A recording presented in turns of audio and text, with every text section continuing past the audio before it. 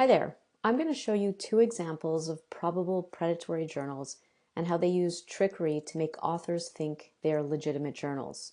I'll point out examples of characteristics of predatory journals that we saw in the definition. Remember that a predatory journal is defined by four main characteristics. 1. False or misleading information. 2. Deviation from best editorial or publication practices. 3. Lack of transparency. And 4, use of aggressive and indiscriminate solicitation practices. So first we'll look at an example of a probable predatory journal mimicking a legitimate journal. Here is the legitimate journal, American Journal of Drug Delivery. This is legitimate, published by Springer. Now we'll go to the probable predatory journal with almost the same name, American Journal of Advanced Drug Delivery. So here we are on its homepage. If you start reading through the text of the page over here, you'll notice some irregularities in language, including some grammar mistakes. And so this corresponds with characteristic number 2 of predatory journals, deviation from best editorial or publication practices. So if we start with the first sentence over here, research in pharmaceutical sciences has become multidisciplinary in nature and yielding a great benefit. So right there you see some grammar mistakes. And we'll continue on here. A great benefit to the medical community and the society. The subject at present consists of numerous subjects in which drug delivery claims higher significance. Again, the language is inconsistent. So we'll continue on to the second paragraph. The American Journal of Advanced Drug Delivery is an open access peer-reviewed journal, published the first issue in 2013. So again, some grammar issues. We do need to be mindful though that some journals are just starting out and they may be put together by people whose first language is not English and whose initial resources are limited. This is okay as a starting point. However, in order to provide quality peer review and follow best practices in journalology, these issues should be attended to as the journal gets off its feet. This journal has been in existence for enough time that it could have attended to its language issues.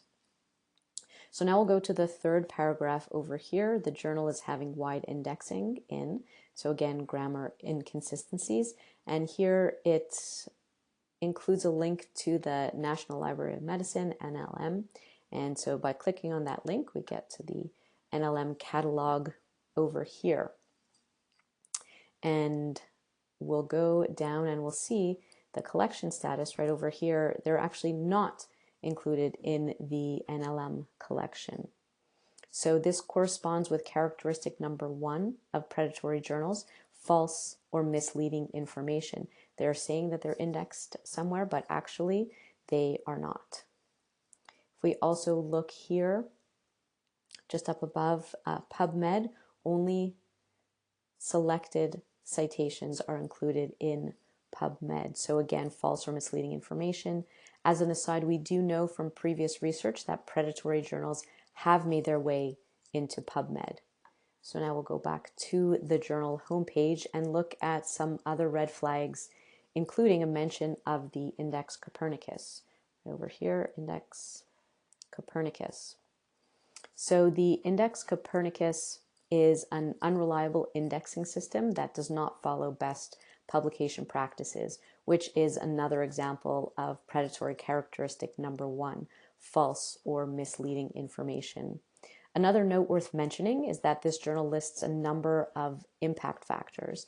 The scientific journal impact factor over here, and then global impact factor. So again, these are not legitimate sources that are recognized. You want to look for journal citation reports or JCR impact factor, which is a legitimate source. So now we'll go on to a second example. And here you'll see that one site is trying to impersonate another. One publisher is trying to impersonate a legitimate publisher. So the legitimate publisher is Elsevier. So here is the legitimate site of the publisher Elsevier. And the impersonating site is Elixir. So notice the similarity in name, Elixir versus Elsevier. So to note first the logo for Elixir, name and a tree, and then if we go back to Elsevier, name and a tree.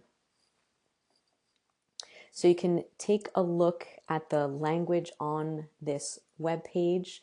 If you look closely, you'll note some grammar inconsistencies like the previous example. You'll note also that they mention the index Copernicus right over here, which does not follow best publication practices.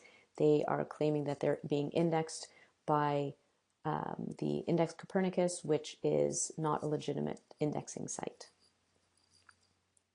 So another thing to notice is the fact that they do have a vast category of journals that they produce. They've likely been in business for many years, and as such, they could have attended to any of the language issues or any inconsistencies on their webpage, but they have not. That's it for the examples. Thanks a lot.